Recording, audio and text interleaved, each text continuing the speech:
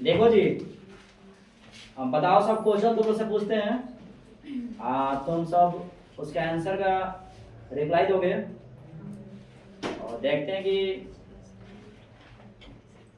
तुम लोग को कुछ याद है कि नहीं। देखो पहला तुम लोग का क्वेश्चन है, किस क्षेत्र को द्वितीय क्षेत्र कहा जाता है? उद्योग। उद्योग। उद्योग में देखो क्या क्या आते हैं, जैसे हम गन्ना हो गया, कपड़ा हो गया, लोह इस्पात हो गया, ये सब उद्योग में आते हैं। ठीक है, समझ रहे हो?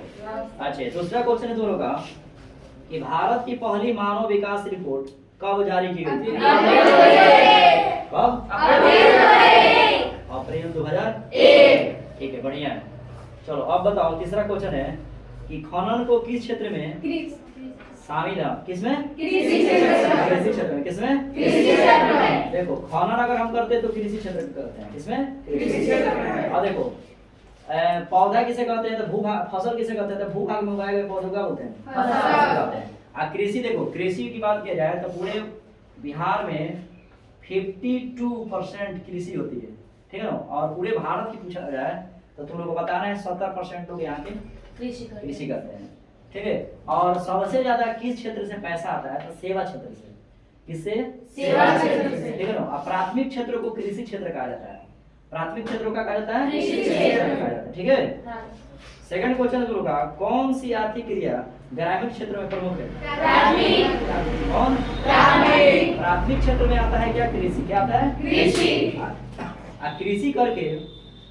कृषि करके लोग अपना क्या करते हैं? जीविकोपार्जन चलाते हैं। क्या करते हैं? जीविकोपार्जन चलाते हैं। अब यहाँ पे क्वेश्चन है, उसलिए प्राथमिक क्षेत्र में कौन आएगा? कृषि आएगा। क्या आएगा? कृषि, जो ग्रामीण क्षेत्र में मुख्य रूप से उगाई जा सकती है, चाहे हो सकती है। ठीक है, अगला क्वेश्चन है, 11वीं पंचवर्षीय योजना क्या है? 2007 से 2012 यही है। अगला क्वेश्चन है, गैस और बिजली उत्पादन को किस क्षेत्र में रखते हैं? द्वितीय क्षेत्र में। जो क्षेत्र होते हैं कितने हैं? तो प्राथमिक क्षेत्र, द्वितीय क्षेत्र और तृतीय क्षेत्र। तो क्वेश्चन हम लोग पूछा गया था कि गैस और बिजली उत्पादन को किस क्षेत्र में रखा जाता है? द्वितीय क्षेत्र में। किसमें? अगला हम लोग का क्वेश्चन है कि भारत की पहली मानव विकास रिपोर्ट किसने तैयार की? योजना आयोग। योजना आयोग। कौन? योजना आयोग। आगे देखो, अगला क्वेश्चन है, बिहार के विकास बिना भारत का विकास संभव नहीं है। ये किसने कहा?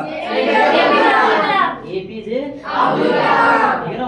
ये बहुत अच्छा बात बोले थे कि बिहार का अगर विकास होता है ना तो भारत का क्या हो सकता है?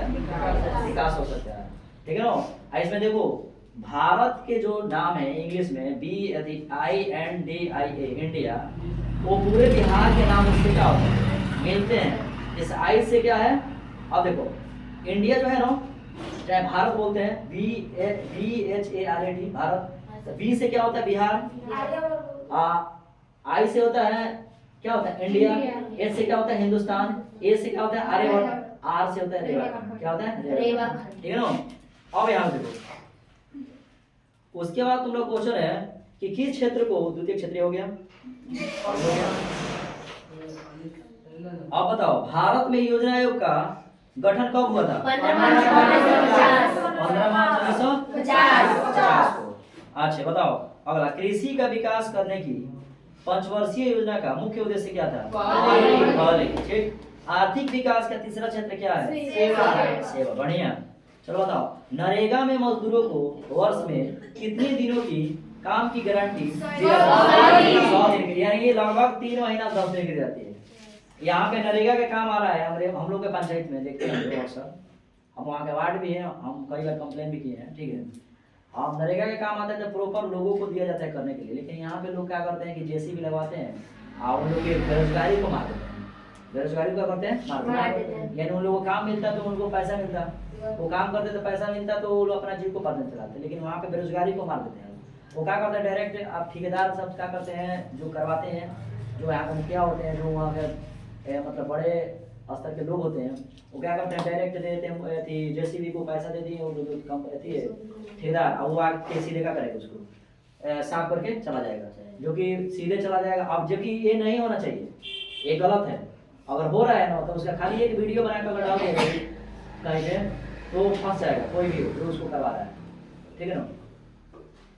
चलो आगे देखेंगे। 12वीं पंचवर्षीय योजना को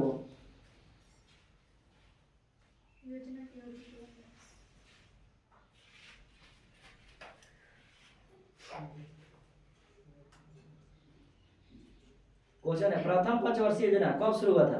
1951 में। बताओ राष्ट्रीय विकास परिषद का गठन कब हुआ था?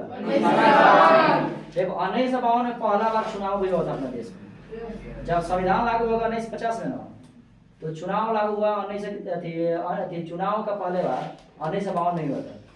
तो प्रथम आम चुनाव कब हुआ था? तो क्या बताओगे? 1952 में। देश में कितने विशेष आर्थिक क्षेत्र विकसित हैं? ठीक है। केंद्र शासित प्रदेश कितने हैं? 9। कितने हैं? 9। टोटल राज्यों की संख्या कितनी है? 28। कितनी है? 28। देखो कौन बीमारू राज्य के नाम से नहीं जाना है? कर्नाटक। कौन? कर्नाटक। बिहार राज्य है, कैसा राज्य है? यहाँ के लोग अधिकतर लोग क्या करते हैं? कृषि करते हैं। क्या करते हैं? कृषि। भारत को आर्थिक व्यवस्था कैसी है? मिश्रित अर्थव्यवस्था उसे कहते हैं जहाँ से हर एक दिशाओं से देश को फायदा होती है। जैसे बिजनेस से, कृषि से, उद्योग से, इन तीनों सेक्टर से अगर पैसा आ रही है तो अब हम बोलेंगे मिश्रित अर्थव्यवस्था। क्या है? भारत और चाइना एक देश है, ठीक है ना, जहाँ पे मिश्रित अर्थव्यवस्था है। क्या है? मिश्रित अर्थव्यवस्था है। आगे बात करेंगे 2011 की जनगणना के अनुसार भारत की आबादी थी कितनी? 2011 की जनगणना के अनुसार 121 करोड़। अभी हो गया है 140 करोड़, 80 लाख जनसंख्या हो गया है। ठीक है सर, बहुत जनसंख्या बढ़ चुका है। ठीक है।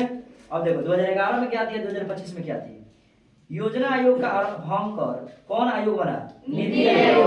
और एक और क्वेश्चन आता है, नीति आयोग को कौन लागू कर सकता है? तो उसका पावर होता है प्रधानमंत्री के पास। किसके पास? प्रधानमंत्री। तो यहाँ पे क्वेश्चन आएगा कि नीति आयोग का अध्यक्ष कौन होता है? प्रधानमंत्री। चाहे नीति आयोग को कौन लागू कर सकता था? प्रधानमंत्री।